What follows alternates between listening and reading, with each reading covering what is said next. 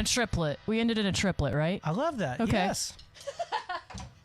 How's it sounding out there in Facebook world? What's up, Tim? How's it going, guys? Give us some feedback. Let us know that there's a... What's up, Michael J. Fox Frank?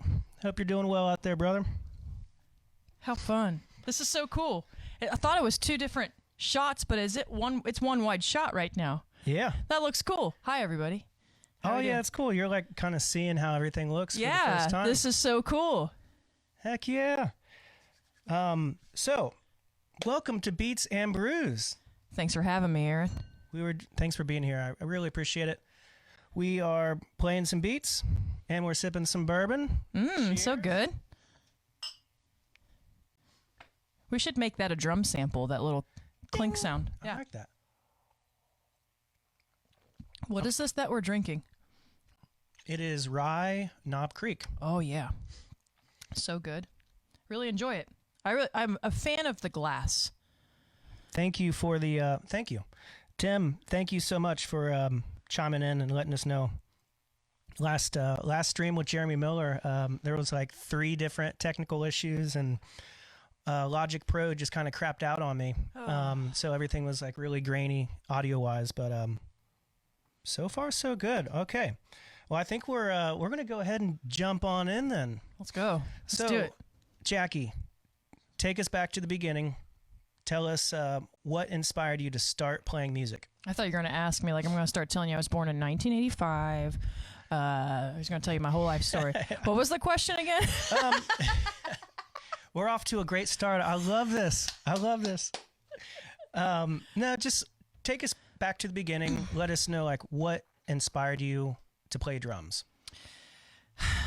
This story is slightly embarrassing, Aaron.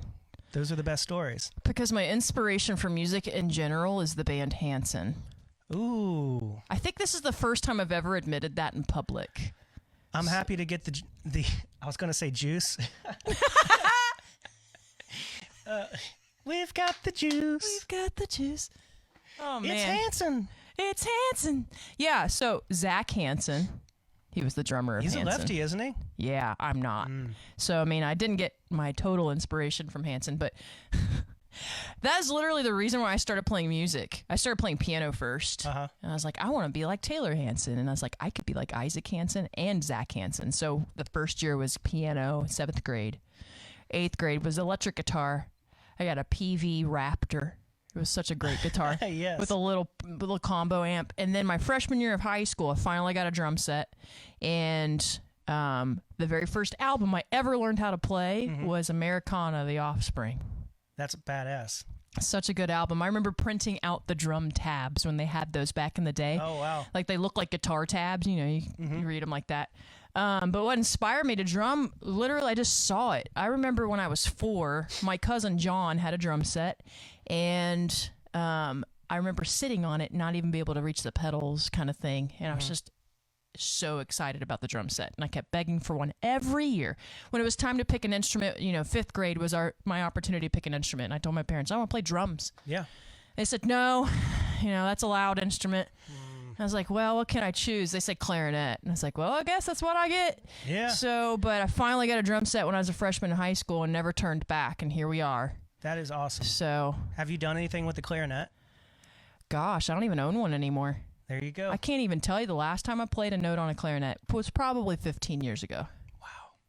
Probably still have it, too. See, parents, if somebody wants to play the drums, just give them a drum set. Don't give them a clarinet. No. Or maybe do that. Yeah. I mean, here we are. Yeah, that's true. You are a shining example of a successful drum Parents, story. get your kids clarinets. They'll become great drummers. So I'd like to think that you are all 3 Hanson brothers just morphed into one. I am Hanson. I can't see anything else now. I mean, I got the long hair like them. They're still writing music. Now, do I still follow them? No. No, I have no clue what their stuff sounds like. But I did, over really Christmas, listen to the Snowden Hanson Christmas album. How can you not? It's so good. I jammed to it. I cried to it. It was like old memories, you know, so.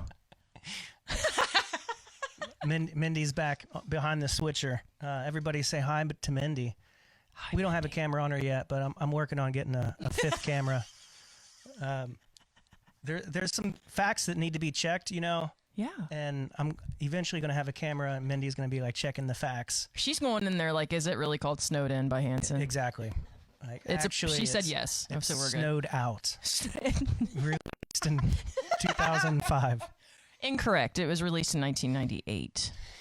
Fact check that one. Yeah. Anyway, See? but yeah. We need a fact checker. Love it. So you wear a lot of hats being a drummer, a guitarist, a pianist, a vocalist, a composer, a producer, and an educator. How do you prioritize what you focus on? Gosh. Your guess is as good as mine. I feel like I'm always moving from thing to thing to thing to thing, and I feel guilty about it all the time. I'm like, I should probably focus on one thing. I would say if I focused on one thing the most right now, it's piano. But in my overall musicianship, it's drums. Okay. Which is why we're both sitting here on drum sets. Yep. You know, I would say I've probably put the most time into crafting this skill. But prioritizing, the thing that is prioritized is my day-to-day job, which is being a music educator. So refining lessons plans, making sure that if the kid's struggling through something, I'm helping them through that. So it's a little less about me at that spot, and it's more about making sure that they understand what I'm teaching them. So that becomes my priority, is the education portion. Okay. But the fun thing is I jump from, you know, a piano class to a music technology class to a drum class to a rock band class. And so it's kind of fun to just like dabble all day and a little bit of it all. So I'm practicing every day. I love that. Every little bit. So doesn't mean, I always feel like it's what's the phrase I'm looking for? I've got jack of all trades, master of none. And that's very true. Yeah. Really? I do. I don't think I'm a master at any of it. I enjoy it though, so I don't really necessarily care that I'm a master at any of it. I'm like having fun, living my life. Would you say that one of those instruments came more natural though? Drums. For sure. It involves less to do, which is weird because people are like, well, you got 4 things to play. No, you don't have notes. I don't have to worry about what key we're in right now. Yep. Because it is a beautiful thing. Yeah. So I can just hit things. It's the one thing us drummers really have going for us. You know, we don't need to bring a capo. We don't need to worry about key changes. Could you imagine? Hold on. Can't play the next song. I got to put a capo on my snare drum. Although I did see, who was it? The drummer. I feel like it was the drummer for Michael Jackson. Sugarfoot? Yeah, he's... I feel like it was him or it was somebody else. I saw a video of the other day where you take off a snare head and you put a new one on, like without like the tension rods. You just place it on there. Yeah. And it sounded like a real head. So that would be cool. That's like a drum capo. Yeah. They're finding ways to make the instrument more complicated for us. Or just use an electronic drum set. Yeah. No. No thanks. So I want to keep this conversational. What's up, everybody? Yeah, so anyone watching, what's up, Crystal and Andy and Pete and Daryl and Ryan? Brothers watching. Got to make them proud. If you guys have any questions for us, please chime in. We're just stoked that you're watching, and we're here having a good time drinking bourbon, jamming, and I'm getting to find all the juicy stuff about Jackie and her career. So oh boy. So you mentioned a rock class. That sounds like a class I would love to have. Can you tell me what a typical day in Jaki Howser's rock class looks like? It's so fun. So it's called, I teach at a high school called Baden. Up in Hamilton. It's called Baden Rocks. So when we first started it, we found a bunch of rocks outside, and we told everybody it was a geology class. Yes. But it's not. It's a rock band class. Awesome. So the day to day, it's actually I co-teach it with another musician in the area named Bob Ross. He's a great guitar player. He's not the painter, but he paints great music. So he's like the music director, and I'm the tech side. Happy notes. Yeah, just paint some happy notes. Play some happy notes. He does not. I'm sure he hates that. Hi, Bob, if you're watching. Sorry, Bob. But Yeah, so I do the tech side. So I'm working with a team on live streaming, some video, doing audio. I've got all my vocalists on in-ears, which is so cool. Ooh. So they're experiencing that for the first time. So today, for instance, we're working on Billie Jean by Michael Jackson. Awesome. So I got a keys synth player. He's learning how to play that. We got a bass. Yeah, he's like, like that whole thing. The vocalists, they're sounding pretty good. We've got, I think, like 6 or 7 guitar players. We got 5 or 6 drummers. Sounds loud. It's fun. They all get assigned songs. So it's not, okay. We have about 13 electronic drum sets in the classroom. We've got 2 acoustic kits in the classroom. So whoever's assigned on the song, they play the drum set, and then everybody else is practicing in case it's like understudy, right? So if they're sick or can't make the concert for some strange reason, then they hop on the kit. But otherwise, they're practicing on electronic kits, and I can't hear them. Okay. Even That's better. good for them, so it's not real loud. It's important. I mean, as a musician, as you know this, our ears are the most valuable thing we have. Sure, you can read music, that's awesome, but if you can't hear it, man, the experience is not nearly as great. So you got to make sure that you're preserving your hearing. Yes. You don't want to have really loud environments. There's no reason for that. You just got to learn how to control it. So that's my job. Yeah. That's a struggle some days. I bet. To like scream, and I'm like, hey, that's way too loud. Chill out. I know it's rock band, but I don't want you to go deaf when you're 25. Yeah, there's no career in that. No, there is not. You know what's funny is I actually went to Children's Hospital yesterday and had my hearing checked. There was some sort of program that they were offering, and I was just curious after years of abuse on my ears, and I've been a stickler with hearing protection. Ever since day one, my parents were always really good at making sure that I had headphones, and I made the investment to get custom molds like 6 or so years ago, actually probably longer than that, and going to concerts wearing hearing protection. Yes. And fortunately, apparently I've been doing a good job because I have all my regular hearing. So I've got that going for me. Right.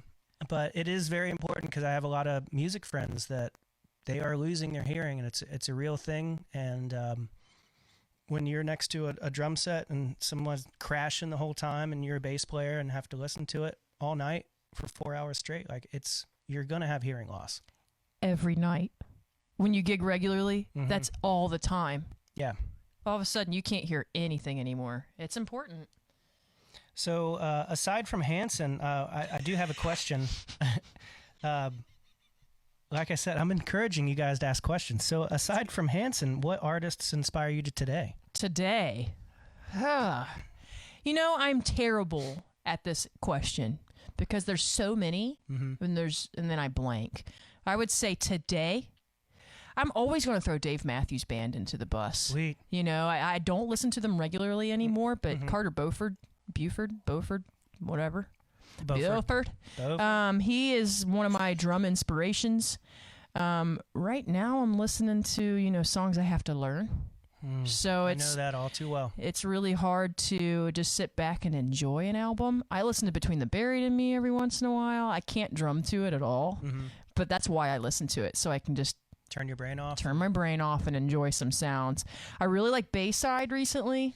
I know they're not really a recent band, but the drummer is fun to jam with. I've been listening to a lot of Slipknot. Cool. I'm going Slipknot. Random here. No, I'm loving it. Yeah. And then System of a Down, bringing them back into the fold too. So awesome. I tend to always listen. I've heard this is true.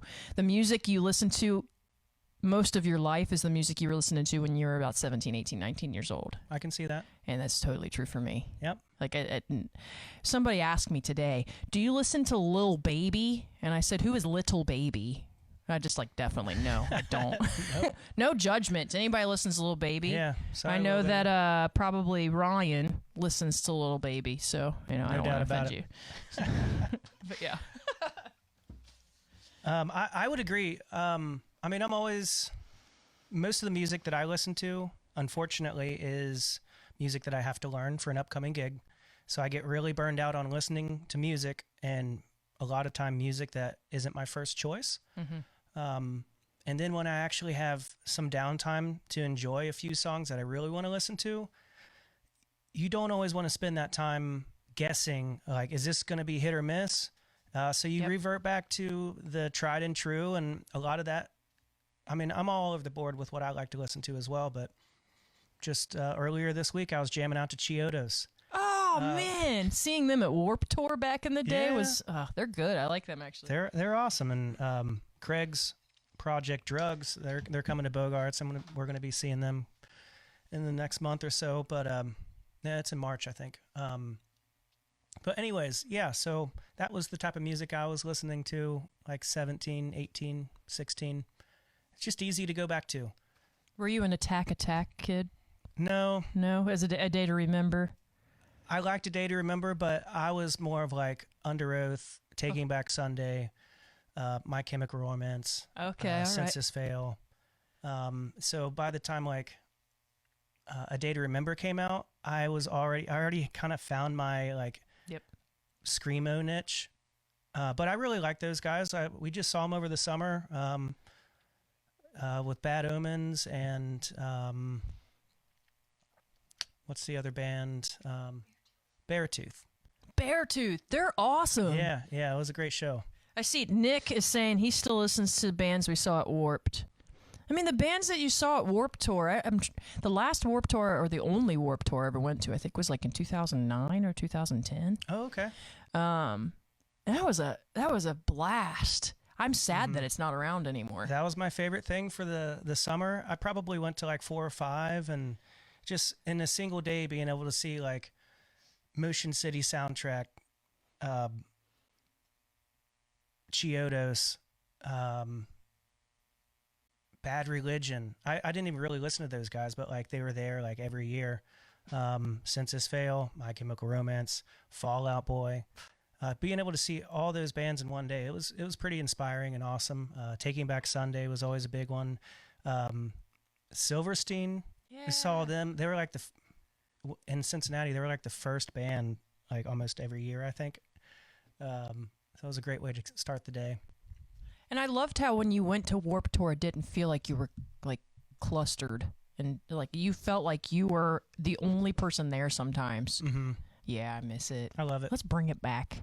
I'm Hashtag. Down. Yes. Bring back Warped Tour. So moving right along. So you're a music teacher at Baden High School. So how'd you land that gig? I was going to say job, but I was like gig. Or I'm going to call it a jib now. It's a jib. How'd you get that jib? So the pandemic, I would consider this a pandemic job. So I had started my own business in January 2020, Mad Queen Music Group. I was teaching lessons. I had left my job that I wasn't happy at. And I started that, and then the pandemic hit, and everything halted. When you teach lessons and travel to people and then you can't go see them, that made it really difficult. And I wasn't even looking for a job. I was going to be like, okay, this must be a temporary pause. Yeah. And we're going to get right back to it. I'm going to hustle and work. So when the pandemic hit, I started live streaming a lot. And I played a show before the pandemic hit in January at Motor with the band I used to play in called Bye. And we opened for a band called King Buffalo. There were 2 people that came up to me afterward like, wow, you're a great drummer. It's great. Let's talk. Little did I know that they were the music teachers at Baden. Oh, wow. Before me. And they reached out to me saying, hey, we're leaving and we want you to be our replacement along with this other guy who's Bob. He already had the position. They already hired him. And they were looking for the other person. And I said no. I said no 4 times. Wow. Because they pursued you that much? Yeah. They're like, oh, this is a perfect gig for you. It's like, I don't want it. I want to do this. I don't want to work for the man anymore, And then my friend, I don't know. So he graduated from Baden. Oh, okay. And he studied under those 2 music teachers, and he reached out to me. He's like, Jackie, this job is perfect for you. You need to take this job. If Cricket's telling you to do something, you do it. And well, he let me borrow his computer over the pandemic because I had an old computer I couldn't stream with, so he let me borrow a Mac Mini. And the rest is history. I did an interview. They hired me the next day. Wow. The first time I ever walked into the school was I think a month before the first day of classes. I had never taught at a high school before. I was like, why'd they hire me? And I love it. It's literally my favorite thing to do is to teach I mean, it reminds me of the job that I used to have. I used to work at a church called River Hills Christian Church in Loveland, and I was a youth minister there. So I would teach. I wouldn't teach, but I would teach, I was a worship leader, youth pastor, and so I would teach the kids how to play music and things like that. So it literally feels exactly like that, except for a lot more structured. I love the routine, getting up early in the morning, getting my coffee, start the first day. My first class is drums. Wow. First bell, 7:40. Yeah, those kids, they are woken up by the time we get going. But yeah, that's how I landed the gig. It was I didn't even pursue it. And I feel like that's the best stuff. When that kind of happens, it means that you're meant for it. Yep. So at least I think that I am, and I really enjoy it. So that's how it happened. That's awesome to hear. It's crazy. It sounds like you're really passionate about it. And there is something to be said with not having to like go out and hustle for every gig, and to be able to scratch your music itch and also your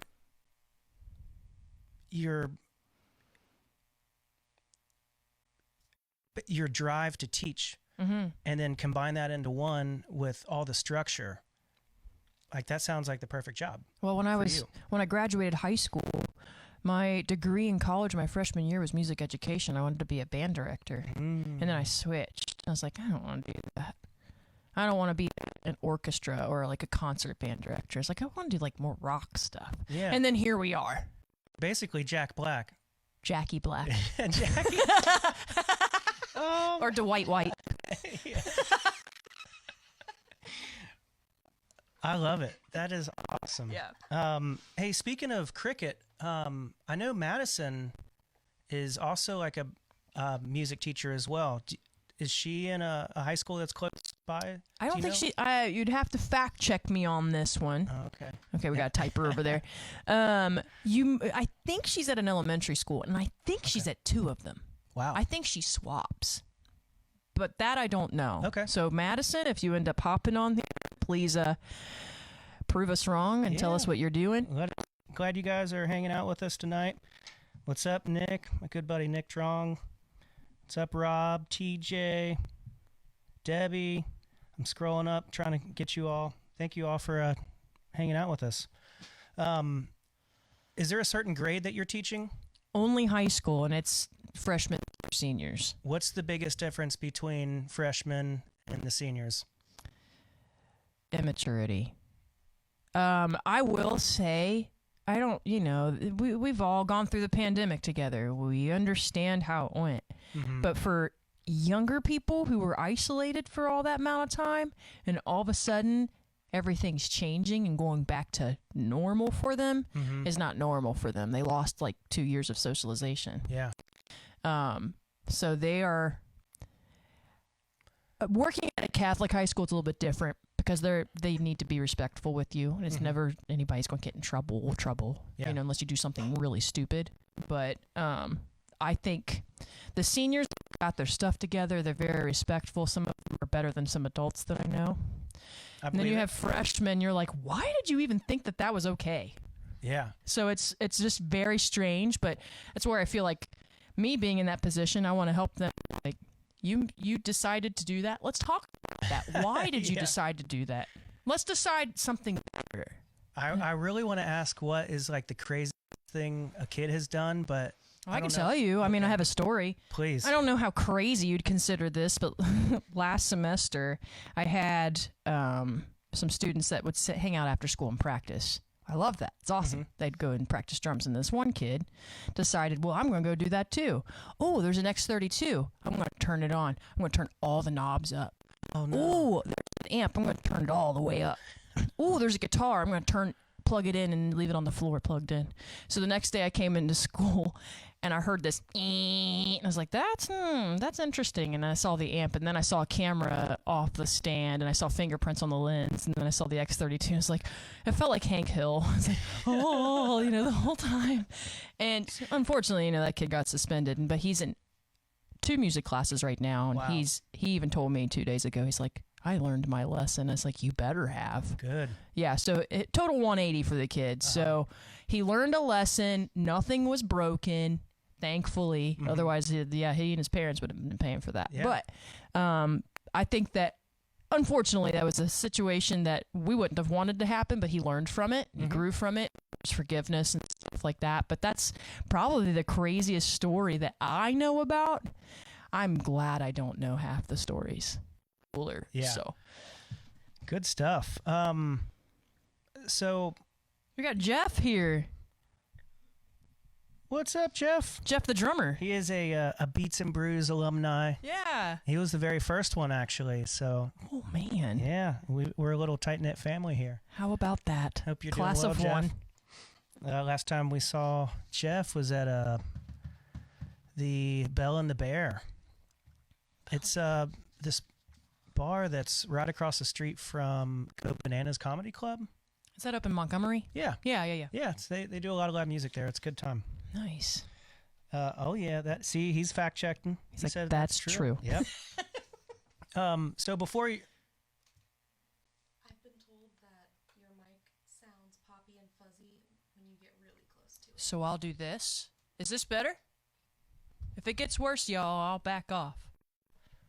sounds good in my ears. Yeah, if tons of fun. That's what I like to hear. Yeah, if at any point something sounds like weird during this, just let us know so we can continue to improve and tweak things for you guys. There's only so much I can test by myself. So before you had your teaching gig at the high school, you were doing private lessons. Yes. What would you say has been like the biggest learning curve going from one-on-one to teaching a full classroom full of kids? It's a lot easier to teach a bunch of people at once. I feel like I get them going and then I'll individually work with them. I'll just be like, all right, you start working on this. I'm going to come check you, make sure you're doing it all right. So really, I felt very natural going into group lessons.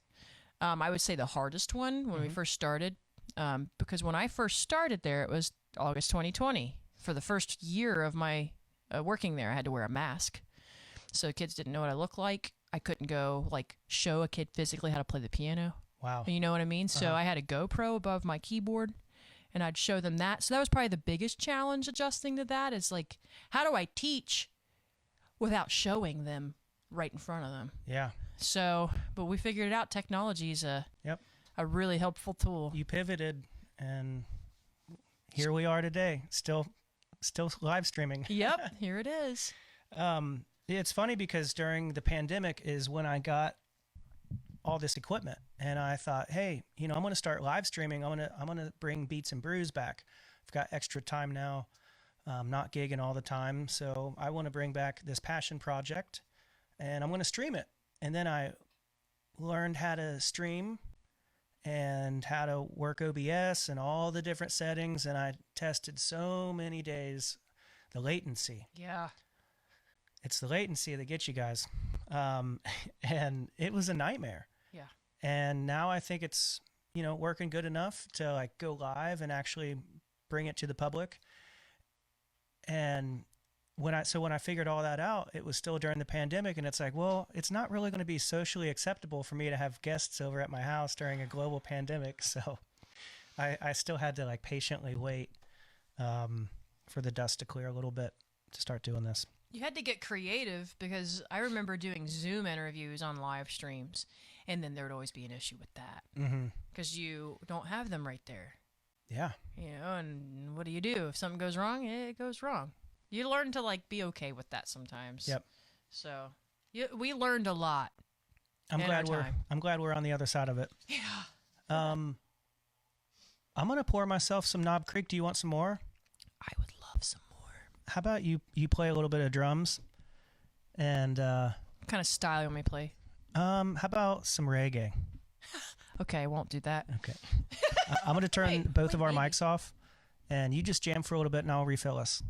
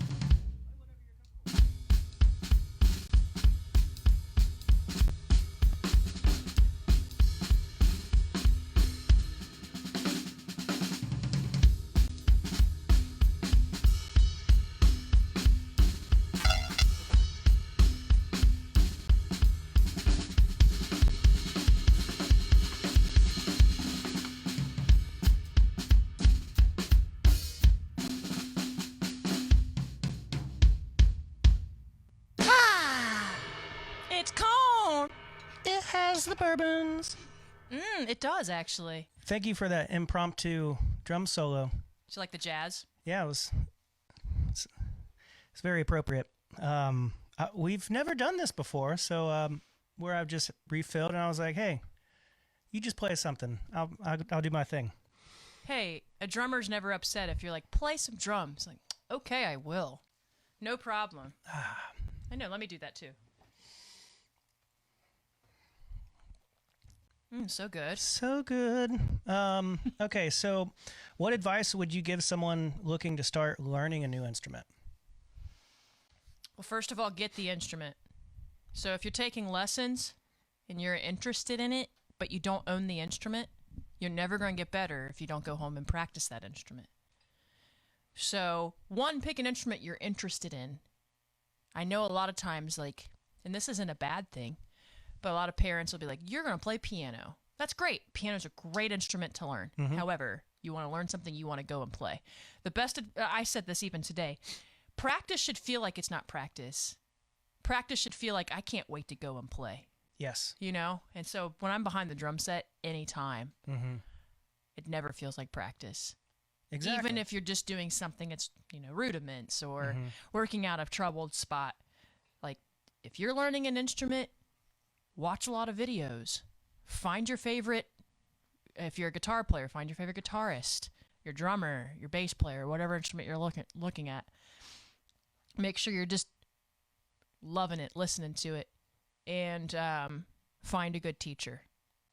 You cannot replace, I teach group lessons, and I tell my kids all the time, you cannot replace having an individual one-on-one teacher. Yep. Because then they're going to know what you do specifically and help you individually. Exactly. Versus, everybody, let's get these eighth notes down, right? You're like, you need that. So find a good teacher. If you need good teachers, any of you guys want to learn how to do it, ask us. We have great resources. We don't have to teach you. We've got a lot of great people in this area, drummers, guitar players, bassists, singers, producers, get into it. And you'll find that the money you spend on it is actually a good investment. Yes. And even if you don't want to be a professional musician, you're doing something that's joyful. Yep. So you can't beat that. At the end of the day, that's what it's about, is being happy and feeling fulfilled. Yep. And if you're not feeling that behind an instrument, then something you might want to switch and do something else. Sometimes it can be worth beasting through the trials and tribulations of definitely learning a new instrument. Everyone's going to face a lot of roadblocks, but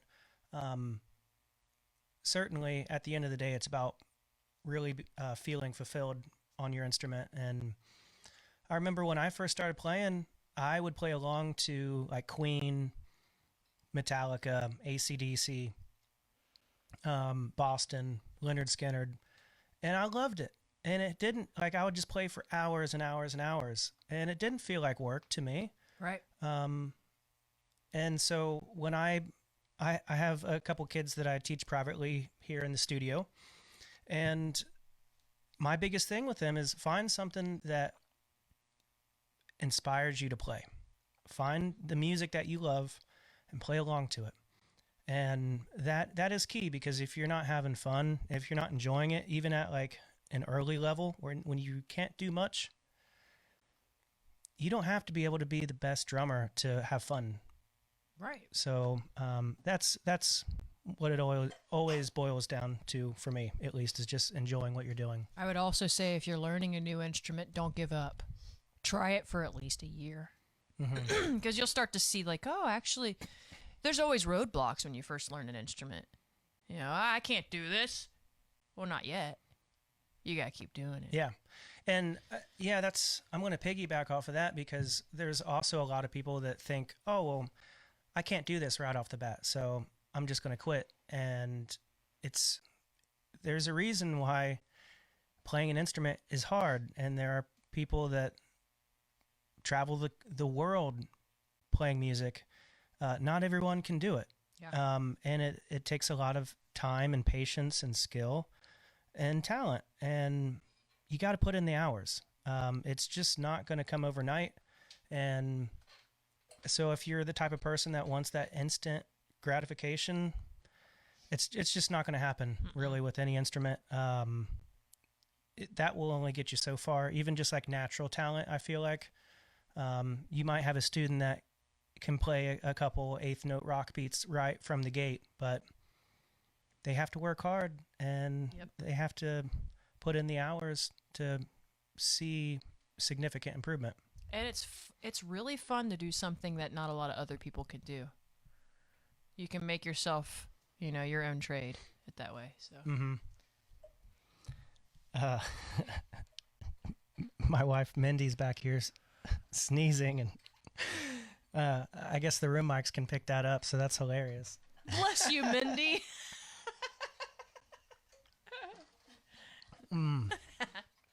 All right. Let me get to some of the juicy questions here. Hey, speaking of hobbies, Ooh. You love to road cycle and mountain bike. Is that correct? It is correct. How long have you been doing that? I guess the pandemic is our theme right now. Really? Okay. I consider myself a pandemic baby when it comes to mountain biking and road cycling. So, when the pandemic hit, I was a smoker. And then I started biking because I was like, I have nothing else to do. Were you biking and smoking at the same time? I quit quickly after that. There's no way. Mm-hmm. I mean, not like cycling and smoking at the same time. That was my question. No, I would like cycle and then I'd take a break and smoke. And I was like, what is this for? And I started not liking it, so I just stopped. So it helped me quit smoking. So if anybody wants a reason to quit smoking and try something, like riding your bike outside, there's nothing cooler than that because you get to hear nature. Other people are out there doing it too. You get exercise. It's good for your endorphins. So I started in June 2020 on the road cycling. And then I got my first mountain bike in October 2020. So I started doing that after that. The first time I went mountain biking, I went with my friends Corey and Allison. They took me to Mount Airy, which is a very hard trail. It's nothing but a straight up climb right off the gate. And I was like, I just bought this bike. There's no way I can do this. And then right after that, they said, we're going to go to England Idlewild, which is down in Burlington, Kentucky. I said, do you think I can do 2 in one day? Wow. Okay, I guess I'm going to go. Yeah, I broke a bridge. I ran into a bridge and broke it. Are you serious? Yeah. How do you do that? Being inexperienced, not knowing how to balance yourself on a bike. I was just like turning. I was like, so, but I still did it. I really got addicted to it because it was hard. I know that's very strange. I don't like doing things that are hard for me a lot of times, but I was like, I want to be good at this. Playing an instrument. Like the sense of, I know it's weird, like balance, focus. Like when you're mountain biking, if you look off the trail, there might be a rock or a root. You're flying, you break your ankle. Like it's very important to always have your eyes on the trail. And so that helps me to keep focused. That makes sense. Right? So, yeah. I wouldn't say it's made me faster or anything like that, but it's helped me develop a discipline of like practicing things. I look at mountain biking like drumming. I'm going to go mountain bike so I can get better so tomorrow's easier. Yes. So that's a great mentality. I love it. I was watching a video where you're performing under Mad Queen and you're rocking the drums and singing at the same time along to the backing tracks. And I was just thinking, damn, she has to have a lot of stamina to be able to do that. And so I bet the biking probably helps with that a little bit too. I will say, before I started biking, when I was drumming and singing, I was very exhausted between every single song. I bet. Now I can play a 3-hour set and it doesn't faze me. Wow. It's weird. It's awesome. I love that feeling. I got to haven't played a 3-hour set in a while. No, but I could do it if I needed to. Oh, I no doubt about it. What's funny is my wife Mindy and I we started biking during the pandemic as well. Not like mountain biking or anything crazy, but we did our local trail, and it was great. And just like you were saying, being outside, feeling the wind, hearing nature, it was a good time. And we had more time to do it. And that's something we got to get back to. Well, we're all going to go cycling here then when the weather's better. Yes. We go to Lunkin, start there, Do the new connector trail, go all the way up to Milford, Maybe hit a brew at 50 West, Big Ash or there. Yeah. Yeah. Our typical trail, we would go past 50 West, and then we would get to Little Miami Brewery, Yep. and then we would come back, and then that was like 10 miles. It's a decent ride. But we have these city bikes, so smaller wheels, and so I would be dead after 10 miles. I couldn't imagine doing any more than that at that point with those bikes. They like fold up and they're tiny. I think like maybe little 18-inch wheels or something. I got lucky enough to acquire a vintage Specialized, which it's dorky if anybody's a biker watches this. I'm like, oh wow, that's nice. But it's a cool bike, but it's fast. But it's also very skinny tires. So if you hit a rock, I've done it before. I've ridden from one point when I lived in Northside and rode to OTR. I put my bike tire over one of those what's that thing called downtown? You know what I'm talking about? Streetcar. My tire got stuck in the streetcar track. And then it got out and I was like, and I fell. So, not fun. But it didn't stop me. I still got on the bike. That's all that matters. That's true. Mad Queen won.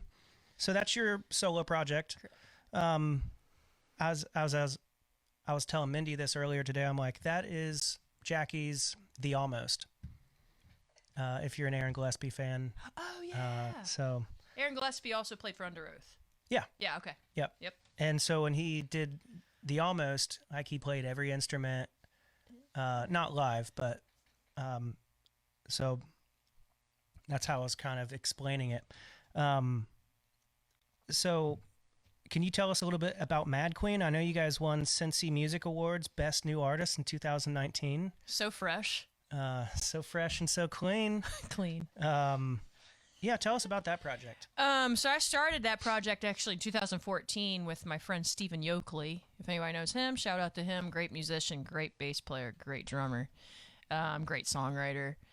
He and I worked together, and then I moved to Cleveland, did another band there, and kind of left Mad Queen stuff on the back burner. I was just writing music. I never played it out. Mm-hmm. When I moved back to Cincinnati, I was like, wow, I want to do something with this. So I released a tune. Released a tune, released another tune. So I just recorded them, put them out. Recorded with Lauren Turner at Glasshead Audio. Great dude to work with. Yeah, we won the best. Cincy what was it called? Best New Artist of the Year or whatever. Yeah. So that's one. That group was with Stephen Yoakley on bass and Logan Powers on guitar, and then me on drums singing. It didn't start that way. When I first started Mad Queen, I was playing guitar and singing. Mm-hmm. Had my friend Andrew Aragon playing drums. Oh yeah. You know Andrew, yeah. Yeah. We went to high school together. Great drummer, great musician. Mm-hmm. Love him to death. And then we had a bass player named Alan, and then my guitar player, Charlie Darden, moved back to his hometown in Philadelphia, so I lost him. So they ended up joining with me. We won that Best New Artist of the Year, and then, again, pandemic hit. Mm-hmm. So I did live streaming at that point, and that somewhat evolved into a solo project. I ended up working with a really good bass player, Kyle Elkins, really loved him. And then this summer I ended up thinking, well, I'm not really sure what direction I want to go with Mad Queen, so I'm going to take it completely solo. Mm-hmm. So when I play live gigs, I've got my MacBook running Ableton Live, have all the backing tracks that I recorded with the click track and a guide, so it's like chorus to, like, I know the songs, but I love that reassurance, just like I'm used to it. I use it all the time at church. Mm-hmm. So doing that live was really nerve-wracking when I first did it, because technology can win or lose, and thankfully it has won every time. I've had a lot of practice working with routing on the X32 to get my stuff set up, and I've really enjoyed the process. I've only played 3 shows by myself. I'm not quite sure what's next. Right now I'm just sitting down writing some music, and if something happens, so it's kind of fun. I think my songs are evolving into something different, not necessarily this alternative rock sound anymore, pop rock. I think it's turning a little bit more into I don't want to call it computerized, but a lot more processed music instead of raw drums, raw guitar. Yeah. But it's kind of fun to sit on a piano and try to create some tunes and do that. So, Mad Queen's my baby. It's like watching a little kid grow up, and I created this thing, and it's off on its own doing its thing. That's beautiful. But it's fun to have an outlet to be able to write my own music, sing it, write there's no I have no permissions from anybody. I can do whatever I want to do with it. So I enjoy it. I'm glad you like it too. Oh yeah. I just watching the drum parts and then the vocal melody on top of that. You're not playing like cookie cutter drum parts. It's like pretty intricate, and it's really, as a drummer, it's awesome to see that. And like I was saying, I was watching your videos and just thinking, wow, like I don't know how she's doing that, and I don't either. And not being completely out of breath. So kudos to you. It's really an impressive project. Whenever you have or decide to play again with Mad Queen, please let me know. I'd love. I haven't seen that project live yet, so I'm just saying I might be like, hey, Aaron, you want to play drums and I'll play guitar. I'm humble. I don't have to play the drums, and you're totally capable to play those parts. And you're like, I'll just leave my drums at home and let somebody else. You get it. Yeah, just an amp and a guitar. I'm in.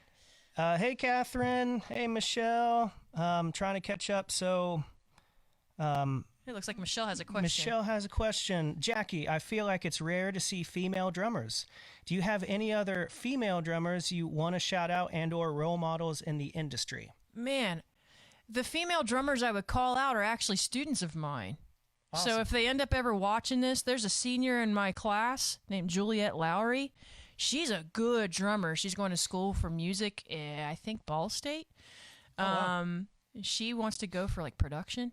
And there's another student named Lily Oberson. She's plays everything. Female drummers that are professional, I'm going to be honest with you, I've never really dug into it. Because I never thought like, I'm a female drummer. I just think I'm a drummer. Yep. I'm a female. So I never think of it. It's not a gender thing. No, but I guess, if I were to have to say somebody, Cindy Blackburn. Is that Lenny Kravitz's drummer? I think so. Yeah. Excellent drummer. Shout out to Cindy Blackburn? Blackman? Yeah. I forget her real last name, so sorry. Fact check that. Fact check, yeah. See, there really is a role that needs to be created here. I love it. Michelle, thank you so much for that question. Cindy Blackman. I was so close. Very close. Okay. Trying to get back on track. Okay, yeah, so your songwriting process. Since you play so many different things and wear so many different hats, what is the songwriting process? How does it typically start for you? Like a melody, a lyric, a drum beat, a riff? In the past, it'd always be me on the guitar, creating a riff. Then I would hear some drums, so I'd record the riff, and then I'd get to a drum set, try to hash out some parts that could go along with it. Usually in my head, I'm writing the guitar parts with a drum part in my head already. After that, then you just record the real guitars, you get the basses in there. Lyrics are always last because I literally hate writing lyrics because I don't know what to write about half the time, and then I write about things when I'm mad, and then I don't like that all the time because I don't want to always sound like, but it's Mad Queen. That's like the whole thing. It's your thing. But maybe the next band I start's called Happy Queen, and it's just like really like positive music. Yeah. Positive music for mean people. Yeah, you jerk. Yeah. That's the slogan underneath. Yeah. But yeah, that's usually the process. Right now my process is getting behind a keyboard. And trying to create like a beat from scratch in Logic or Ableton. I've got the Ableton Push. Okay. So much fun to create beats on that thing. It's like, from my own apartment. You can't play drums in the apartment. That's true. Ableton is one of those things that's been on my to-do list for several years. So I got to get with you sometime and pay you to teach me how to do Ableton Live. I don't know that I should be the person. If Dan Barger is in here, he's the dude. He's the guy who taught me everything I know about Ableton. It's scary. Yeah, I bought like the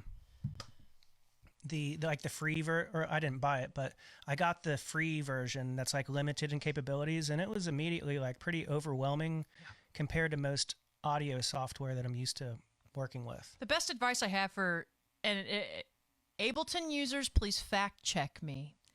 But I really enjoy Ableton to create ideas because you're used to, in Logic, I guess you would call it the timeline, right? Where you're writing linearly.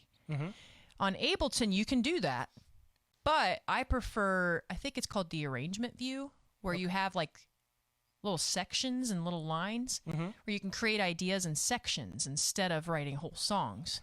And then when you create those sections, you can then hit record and choose when you switch to your section. So I could create a verse and not feel like it's the whole song. I don't have to have a format yet. Yeah. So I've found that the sounds in Ableton are a lot more friendly. They sound a little bit more current. I think my flow in Logic is a lot easier because I'm used to it. Time quantizing, scale quantizing is a lot easier than going into Ableton. Like, it's the same process, but everything looks different. Like, plugins look different. They aren't on a channel strip like a mixer. And they are, but they aren't. It's a different beast. But if you just look at it like a writing tool instead of a recording tool, the process is less stressful. Okay. That's But yeah, I'll help you. I don't know how much I'll help you, but I can get you started. Hey, it's better than nothing for sure, because I quickly learned, I'm like, I need to take some classes or seek external help because I just wasn't getting anywhere with it. So with that being said, when you have the backing tracks live, do you have them running off your laptop? Yes. Okay. And then do you get like a left and a right to front of house, or? I can give them whatever I want. I could give them 8 channels out if I wanted to because I have an interface that has that. No sound guy wants to deal with that. But some of them, like if they wanted to mix a bass guitar like a bassist on stage, I could give it to them like that. The same with guitars. Same with percussion, all the extras. But usually what I do is I send a left and a right, and then I have to have 3 inputs. Left and right, and then click. Because I have to have click. If I don't have click, you're screwed. That's my reference. That's my music director. So really, my computer is my band. Yeah. And I'm following it. No arguments with the band recently, huh? No, they show up on time. They're ready to go. Yep. And I don't have to pay them. Perfect. They don't talk behind your back. They don't get too drunk. Well, except for when things don't work. Yeah. That's awesome. So when you have it going from your laptop to like an X32 or like a mixer of some sort? So when I'm going live, I mean, you don't know what system you're going to use, so you have to give it to them. I bring my own in-ear setup too, so I have a headphone amp. I connect everything, and I just literally make it as easy as I just need 2 inputs. So I can give you my audio. They mic my drums. They mic my voice. I say I need a click, but obviously, if most sound guys, you don't have to tell them this. Yeah. Don't put it in the house. Just put it in my monitor mix. Yeah. That's all you got to do. And it's actually less work for a sound guy if the mix is good. And that's the most stressful part because I'm not out there listening to my own mix. So I'm hoping that my mix that I gave them is good. Yeah. And everybody's like, yeah, it sounds great. I'm like, I don't know if you're lying to me. But, I mean, if they're saying that, I think that it's a good product. So that's how I feel about this live stream. Yes. What's up, Gary, Brenda? That's my aunt and uncle. Aww. Saw Mama's in here. Samuel, Wes. Thank you guys for hanging out. We're going to be wrapping things up here soon, so if you have any other questions, please get them in now. Really appreciate it. Moving down the list here. So has there been any hurdles performing solo? Like other than the technical issues maybe that you might run into with the laptop? No.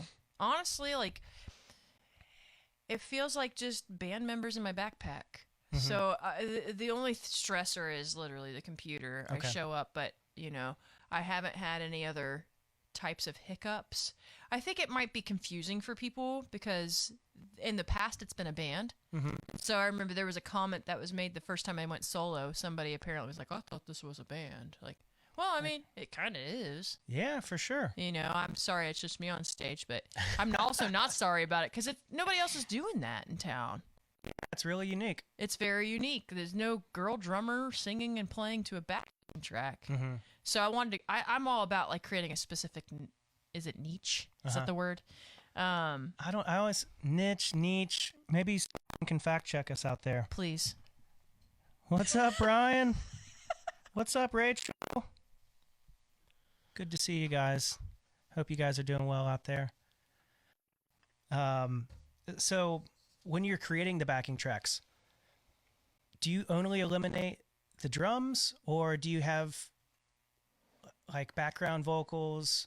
It depends. So there's some songs where I'll keep my vocal take really low in the mix so it feels like a double. Mm-hmm. There's only one tune I do that to live, Growling at the Moon. It sounds really cool because I have it slightly offset so it sounds like a delay. Oh, cool. So that it's a built-in delay.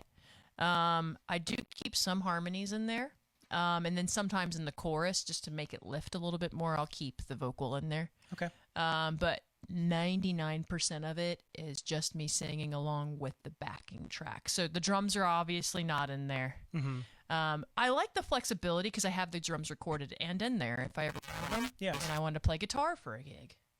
Wanted to play bass for a gig. I don't have in any of those tunes. So, I mean, I have complete permission to do whatever I want It's your with project. You have all the stems. That would probably be the next move. Yeah, I love playing drums live to it, but you're a drummer. You understand this.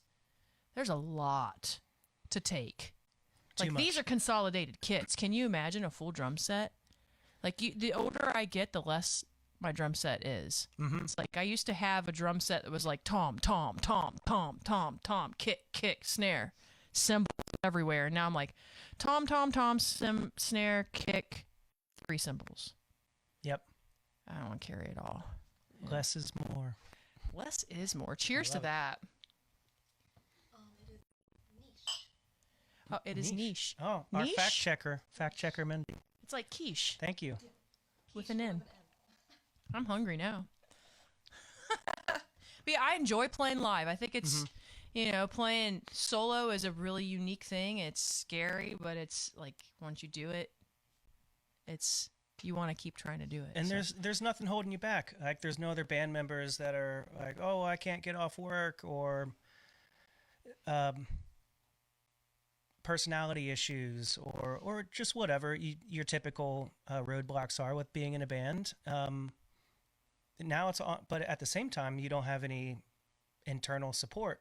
It's just you. So There's wins and losses in that. Yes.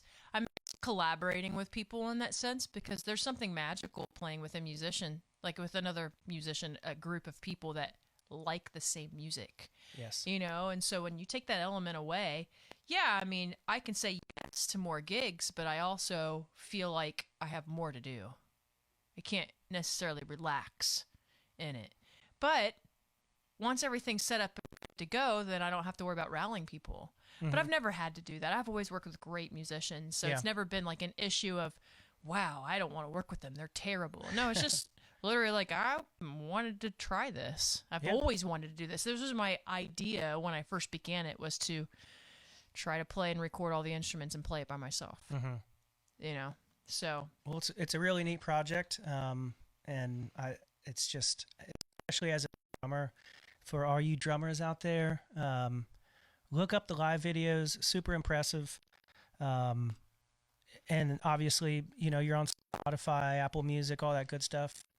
So go check out Mad Queen. It's a really awesome project, and the songs are great, and the drum parts are especially. I always focus on the drum parts. They're very unique, and they're cool. Thank you very much for that. I appreciate that. Yeah. So wrapping things up, anything else you want to talk about?